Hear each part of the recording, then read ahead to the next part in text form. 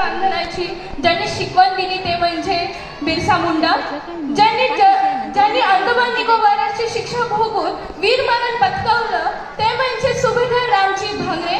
या देशात एकमेव उदाहरण म्हणजे ज्यांचं संपूर्ण घरदार या देशासाठी शहीद झालं, ज्यांनी आदिवासीच नव्हे तर हिंदू, मुस्लिम, ब्राह्मण, बौद्ध या सगळ्यांना सातबारावरचं मालक बनवलं असे आपले क्रांतीवीर राघोजी भांगरे, ज्यांनी राघोजी भांगरेंचा दोन वेळा जीव वाचवला असे राया ठाकूर, ज्यांनी जल, जंगल, जमीन यावर लढा देऊन आदिवासींबद्दल देशासाठी एक विचार भिनवला ते म्हणजे नागा कातकरी. या अशा सगळ्या क्रांतिकारकांना मी प्रथमतः नतमस्तक होते.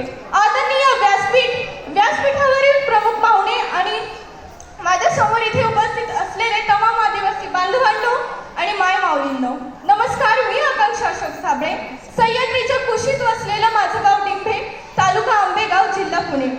आदिवासी म्हटलं तर डोळ्यासमोर उभी राहते ते आदिवासी, जल, जंगल, जमिनीचा राजा. आणि